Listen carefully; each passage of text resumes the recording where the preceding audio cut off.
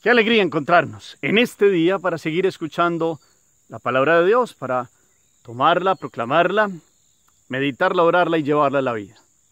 Hoy la iglesia nos invita en este miércoles para que se proclame el Evangelio según San Juan, capítulo 17, versículos 11b al versículo 19.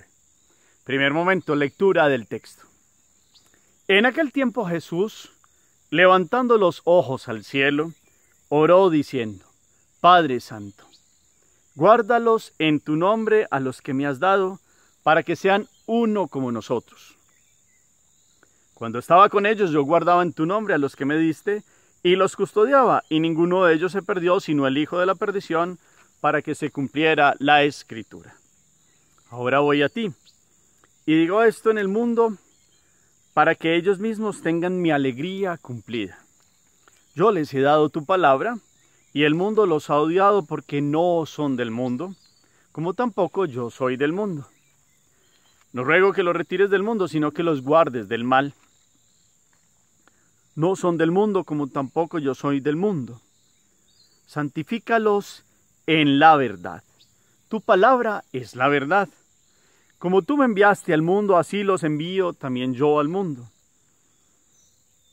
Y por ellos me consagro yo, para que también se consagren ellos en la verdad. Palabra del Señor. Gloria a ti, Señor Jesús. En este camino Pentecostés hoy, con toda la fuerza, pidámosle al Señor el Espíritu. Actualicemos su presencia en nuestra vida. Y que esta palabra hoy venga a darnos un contenido y una presencia de Dios fuerte para nuestro día, en las situaciones que vivimos. La palabra viene a ser como una presencia de Dios hoy, con cada uno de nosotros, con este proyecto grande y maravilloso que somos nosotros delante de Dios. Y lo que valemos la sangre del Hijo, toda la redención grande y maravillosa que ya ha hecho Jesús. Por eso los invito para que volvamos a mirar el texto, una segunda, tercera proclamación. ¿Qué nos dice hoy este segundo momento de lo que llamamos esta oración, esta contemplación de oración que hace Jesús delante del Padre, oración sacerdotal se ha llamado? ¿Y qué nos dice en este segundo momento de este contenido, de este contexto de la última cena, Jesús orando delante de los discípulos al Padre, porque llega el momento y ha llegado el momento de la glorificación, como nos lo decía ayer?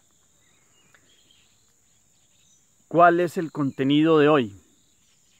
Hay unos verbos interesantes. ¿Cuáles son? ¿Qué habla Jesús de estos? ¿Cómo tienen que ser los que quedan en el mundo en comparación con la relación que tienen el Hijo y el Padre? ¿Qué habla de que se cumplió la Escritura en cuanto a quién?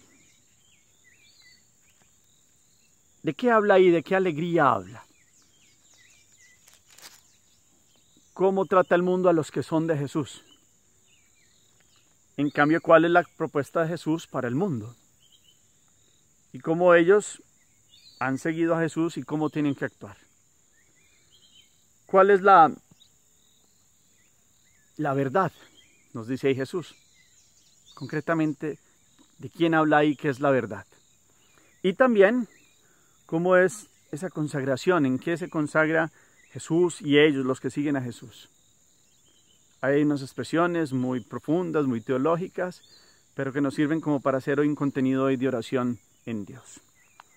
Segundo momento, meditación. Esta oración sacerdotal tiene un contenido del Hijo, que habla delante del Padre, con toda la fuerza de aquel que ha cumplido a cabalidad la misión. El enviado lo ha dado todo, llega el momento en que dará su sangre, ya es previo a la captura, previo a los procesos de captura, de traición, de negación de Pedro, los distintos procesos, hasta llegar a la cruz y morir en la cruz para esperar la resurrección. Pero es un hijo que tiene el corazón con todo un testamento y un legado que les da a los que están ahí. Los que lo escuchan son los 11, Judas ya ha salido, son estos 11 sobre los cuales se va a instituir esta iglesia, esta nueva alianza, este pacto sellado con la sangre de Jesús, Y Jesús los enseña a levantar los ojos al cielo. Recordemos esta imagen que es sencilla y que nos invita para que ustedes y yo todos los días levantemos los ojos al cielo.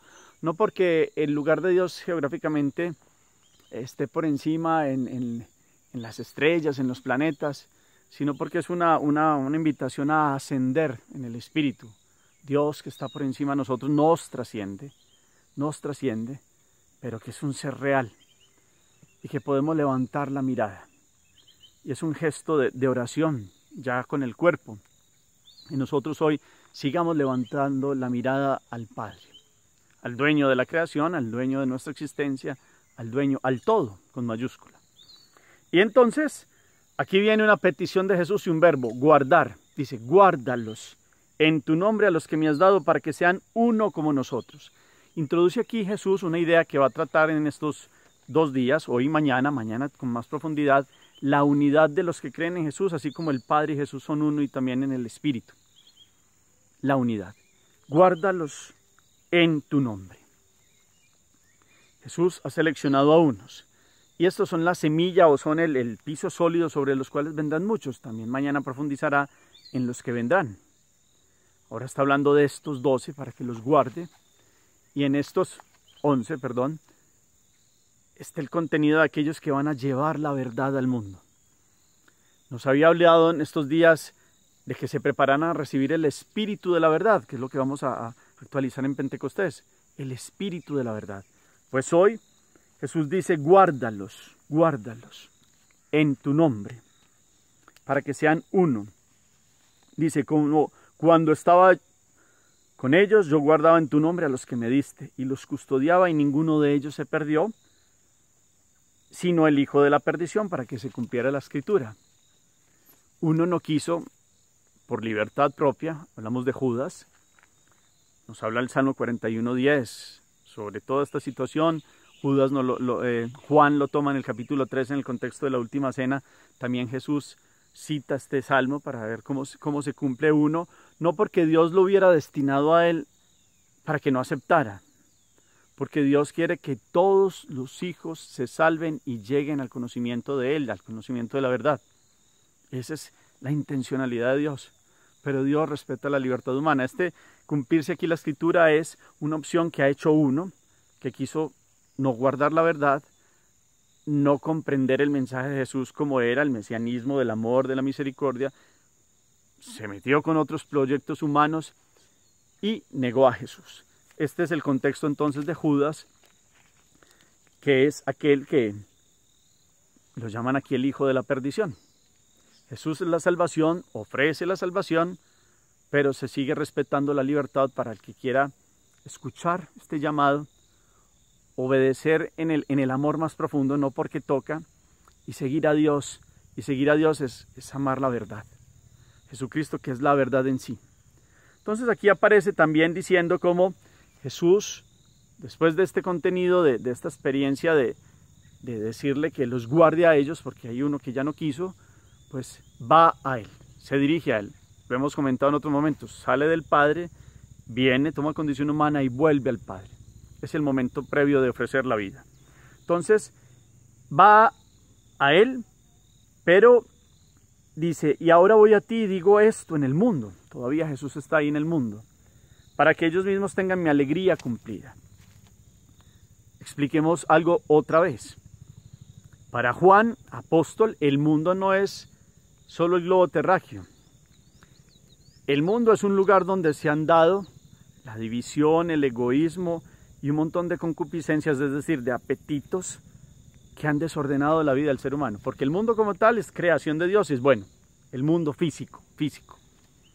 Pero en ese mundo físico nos dice el Génesis que la voluntad humana se partió en dos, porque quiso ser como Dios, a la manera como lo propuso Satanás a Adán y Eva, que son la humanidad. Y la humanidad siempre quiso establecer proyectos en contra de Dios, y eso lo dividió, y eso lo separó, y eso le dio muerte en el espíritu. Porque hay otro proceso que es la defunción, que todos vamos a tener, y este cuerpo pues vivirá la corrupción. Pero lo que Jesús quiere sanarnos es esa muerte primera, de separarnos de sus criterios y de la verdad y vivir en la mentira. En este mundo que Juan proclama aquí es el mundo de la mentira. Por eso en contraposición Juan habla luz, tinieblas, verdad, mentira. Ese es para que le coloquemos como un piso sólido para que comprendamos. Entonces, Jesús todavía en este mundo que él le predicó, que no es que Dios quiera decir no hay nada para hacer, antes por el contrario, también vino a entrar en este mundo que el hombre había creado mentira, división, egoísmo, avaricia, pecados capitales, toda la separación con Dios, pues ha venido a sembrar una semilla y Él mismo la ha sembrado y ha dejado otros para que lleven un mensaje para que le dé plenitud a los hombres y los hombres comprendan cuál es la verdad, cuál es el verdadero sentido de la vida. Y cuando se encuentra ese verdadero sentido de la vida, hay un gozo y hay una alegría que nadie lo puede quitar. Entonces Jesús está diciendo aquí, aquí que estoy en el mundo, todavía estaba en el mundo, para que ellos estaban escuchando esta oración, tengan esta alegría cumplida. Comprendan que Jesucristo es alegría en Dios, toda la fuerza de Dios, dada para que tengan gozo. Viene el momento de la cruz y van a sufrir y van a llorar y va a haber momentos duros, ya se los habría predicho el Señor, pero después cuando Él se aparece y viene el Espíritu, tienen un gozo aún en la adversidad y tienen una alegría si haya persecución y si haya odio del mundo, que es lo que habla aquí, porque saben que han seguido a quien es la verdad, a quien verdaderamente le da sentido a la vida, no solo de ellos, sino que ellos tienen un contenido, una palabra que es oro para todas las generaciones, para que comprendan en quién tiene sentido la vida, y es en Jesucristo. Entonces, Jesús está tranquilo delante del Padre, le dice, yo les he dado tu palabra, y el mundo los ha odiado porque no son del mundo.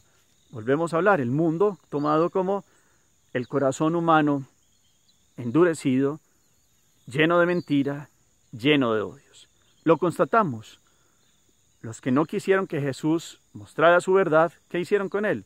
Lo llevaron a la cruz para callarlo, pero no pudieron callarlo, porque Él es la vida. Lo mismo pasa, ya nos lo ha dicho también en el Evangelio de Juan, desde el capítulo 15, versículo 18, cómo odia el mundo a los discípulos.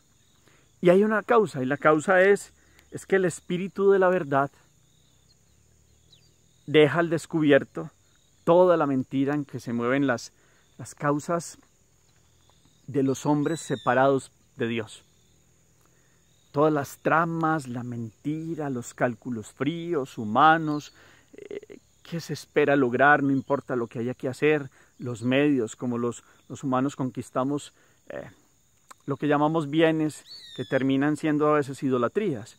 Por eso volvemos a retomar algo. Esta expresión del mundo está claramente marcada en la primera carta de Juan, capítulo 2, versículos 15 al 17. Y entonces Juan allí invita a que no permanezcan en el mundo, porque el que permanece en el mundo, es decir, en esta mentira, no está con Dios. Y el mundo pasa con sus cosas. En cambio, el que sigue a Jesucristo mantiene la verdad y permanece. ¿Y cuáles son esas tres características que da el mundo? La concupiscencia de la carne, la concupiscencia de los ojos y la jactancia de las riquezas. Ahí van dos, porque estas dos últimas vienen a ser una, pero eso genera una tercera, que es la cual, más bien, de la cual brotan las otras dos, y es la concupiscencia del yo, la soberbia y la arrogancia y la prepotencia, que es el pecado del origen. Seréis como dioses. La concupiscencia de la carne tiene que ver con apetitos que van más allá y generan desorden. Es normal que se den deseos y los deseos van marcados por apetitos. Y hay bienes que nos llaman la atención. Y está bien, el ser humano ve, el alimento es un bien, lo necesita. El vestirse es un bien, el abrigarse es un bien. Hay unos que son necesarios y son físicos. Hay una que es un sano sentido de la conservación de la vida, la higiene, el buen aseo, la buena presentación, hace parte de eso. Pero cuando van más allá, se le va dando al apetito por apetito solo, desmedido, sin ningún control, pues viene a caer en lo que se llama la concupiscencia de la carne. Y tiene que ver entonces con pecados como la lujuria, la gula, el desenfreno, en todos los sentidos de darle a la vida lo que me pide. Me pide ira, le doy ira, me pide la sexualidad mal entendida, porque la sexualidad es un don tan grande y tan maravilloso, que de ahí viene la vida, es hermoso. Pero en este desorden, pues cuando se va más allá, eso es lo que llamamos concupiscencia, es un desorden en este apetito, pues la vida se desorganiza y produce muchas cosas que vemos hoy. Cuando la vida se desorganiza en el dominio propio en cuanto a la concupiscencia de los ojos, que es lo que yo veo, lo que yo soy y lo que yo tengo, es decir, ¿qué soy yo?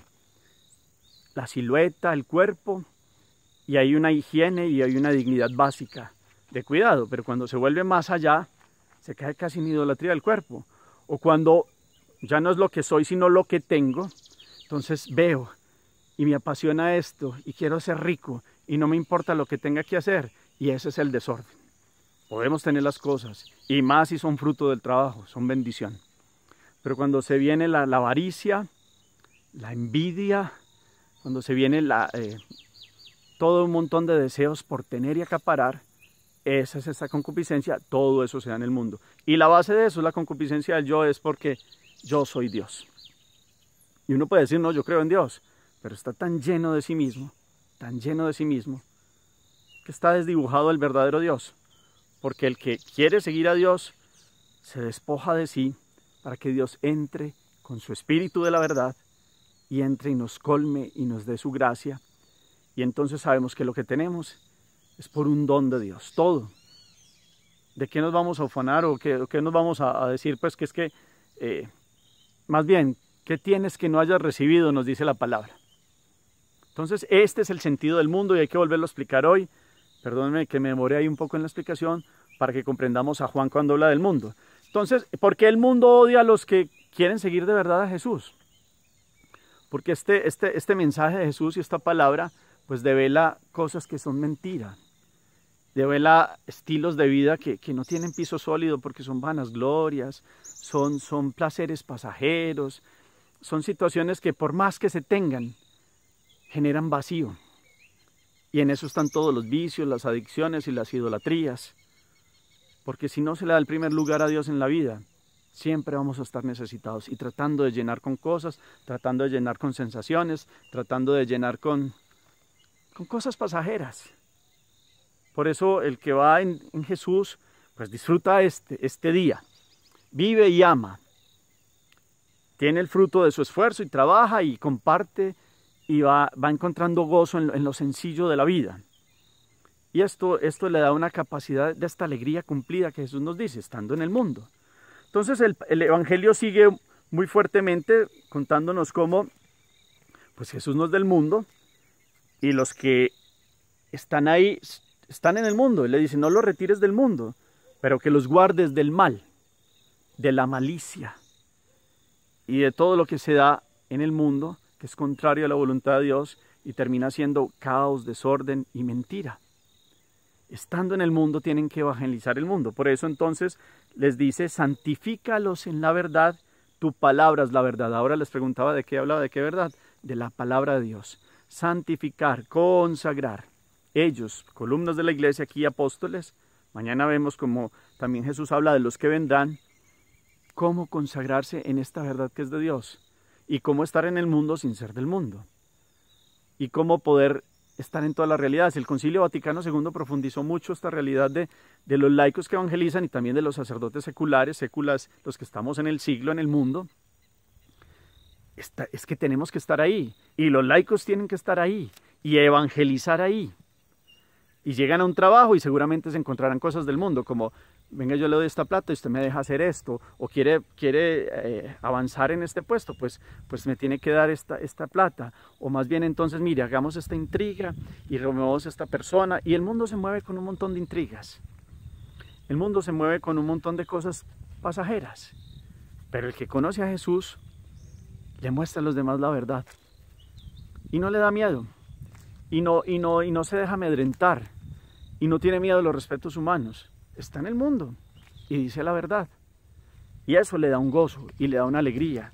Y esta es la santificación a la cual tenemos que llegar. Esta palabra de Dios que ustedes y yo proclamamos todos los días y hacemos este ejercicio de la lectura orante, es la verdad de lo que somos en Dios. de dónde venimos, de Él, y vamos hacia Él. Y cómo vamos en ese camino del día a día. Cómo estamos respondiendo a este peregrinar y a este llamado y a esta oferta de salvación. Si ustedes y yo sabemos dónde encontramos de todo en la vida, porque se ofrece hoy en día y siempre, de todo. En todos los estados, para los que son casados, para los que son solteros, para si usted quiere triunfar en algo, hay unos medios que va mostrando el mundo cómo tiene que ser, cómo tiene que pasar por encima de otros, o si quiere vivir en rectitud y en la verdad de Dios. Entonces por eso dice, como tú me enviaste al mundo, así también yo los envío al mundo. Jesús no se desentiende del mundo. Jesús ha sembrado esta semilla en estos 11 y los que vendrán, y en esos ustedes y yo, para que estemos aquí y evangelicemos. Tenemos una palabra que es la verdad. Ojalá nuestra vida sea acorde con esta verdad que predicamos. Esta doble moral que tanto daño ha hecho con nosotros y en la iglesia y en todos los tiempos de la historia. Siempre habrá daño cuando uno diga una cosa y haga otra, que es lo que Jesús les dijo a los fariseos. Los que tienen el espíritu de la verdad, los que son santificados en la verdad, y si ustedes y yo verdaderamente queremos ser santificados en la verdad, pues lo que decimos lo vivimos en la vida. Y en el trabajo, en la familia y en el día a día, de una sola pieza. Sí, sí, no, no. Cosas intermedias, dice Jesús, que vienen del maligno, que es el príncipe de la mentira, que es el príncipe de este mundo, en las modalidades que hemos venido hablando. Y no es porque todo el mundo esté mal, no. Lo que pasa es que el mal se muestra como muy opulente, muy grande, pero el bien va trabajando. Sigamos trabajando en el día a día con la rectitud de la conciencia, con hacer las cosas bien. Y entonces por eso dice, por ellos me consagro yo, para que también se consagren ellos en la verdad. Ustedes y yo desde el bautismo hemos sido consagrados en el espíritu de la verdad. Esta fuerza de Dios adentro de nosotros, hoy la hagamos viva, presente, real, con nuestra vida. Que eso genere santidad y anhelos más de estar en la presencia de Dios. Santidades consagrados a Dios, separados para Dios, no porque los otros sean más malos, no, es que no es para juicios. Hay realidades objetivas que podemos decir, no, esto sí está grave y esto no está para mí. Pero que nuestra vida sea invitar a otros a que vengan a esta plenitud y a esta alegría que también está hablando aquí Jesús, a esta fuerza de la cual Él nos enseña hoy en su palabra. Entonces, estar en el mundo sin ser del mundo. Ya sabemos esta concupiscencia, es decir, estos apetitos que sí se desordenan y se van más, pues pueden meternos en esta concupiscencia de los sentidos y darle a la vida lo que pida y como sea, sin ningún dominio, sin templanza. Se llama temperancia, es el no tener esa capacidad de la templanza. Que el Espíritu venga con sus dones y nos dé toda la fuerza para saber dónde está la verdad y dónde la mentira. Que no tengamos miedo de vivir. Cada uno tiene su contexto de vida, cada uno conoce su historia de vida. Por eso es tan bonita esta palabra, que a muchos que están aquí en distintos lugares, y a mí también nos da hoy como una profundización en Dios. Sintámonos como los apóstoles, porque esta oración sacerdotal viene para nosotros, para mí y para ustedes como sacerdotes, han recibido el sacerdocio común, como consagrados en el espíritu de la verdad desde el bautismo, para que no nos quedemos como, a veces nos vamos como apoltronando es como estando muy plácidos en la vida sin hacer ningún esfuerzo por la rectitud. Y se nos van pegando cosas del mundo, la mentira, el engaño, la ira, el orgullo. Y todas estas cosas que se proponen hoy como placeres que dan un sentido maravilloso a la vida. Y no es que los placeres sean malos, no. Hay pasiones y placeres buenos en la vida, como aquellos que tienen que ver con la vida del espíritu, sentarse y leer un buen libro, compartir con alguien que nos agrada, alguien que nos enseña. Y hay cosas muy maravillosas que son placenteras, pero el placer más grande de la vida es sentir ese gozo que solo Dios da y esa alegría de la conciencia tranquila. Esto nos dé la fuerza para vivir en Dios. Oremos. Te damos gracias, Dios Padre, porque en Cristo nos elegiste y nos consagraste en la verdad para vivir contigo y con Él sin ser del mundo, vivir en Jesús. Señor Dios nuestro, si el mundo no te conoce, nosotros creemos en ti y en tu enviado Jesucristo. No permitas que la persecución y el odio del mundo nos intimiden en nuestro compromiso cristiano. Danos fuerza para ser portavoces de la verdad, de la buena nueva, y acompañar a nuestros hermanos los hombres en la difícil conquista del sentido de la vida, y a todos los que sufren contrariedades por causa tuya, dale, Señor, tu espíritu de paz y de gozo en el dolor. Amén. Cuarto momento, la acción. Pregunta, ¿vivo en el espíritu de la verdad o vivo en el espíritu del mundo y en la mentira? Eso hay que definirlo. Quiero ser santificado y para Dios, es decir, Señor, yo te consagro todo lo que tengo, mi ser, mi familia, mis anhelos, mis sentimientos. Entra, Señor, que todo esté en camino hacia ti, de encuentro contigo. Pidámosle hoy a Dios que nos guarde, que nos guarde. Le decimos que nos guarde de mal y peligro, pero es que nos guarde totalmente, porque estamos en unas realidades, que podamos estar en las realidades del día a día, pero con un corazón protegido porque lo buscamos a Él, y que nuestro corazón no se divida. Pidámosle a Él que si para guardarnos nos tiene que purificar en algo de vicios, de adicciones, lo siga haciendo como le hemos venido diciendo. ¿Y cuál es la obra que me mueve esta palabra? ¿Qué me mueve esta palabra en este día? Es la última pregunta. Señor los bendiga, los llene de su paz y de su alegría, en el nombre del Padre, y del Hijo, y del Espíritu Santo. Amén. Feliz día para todos.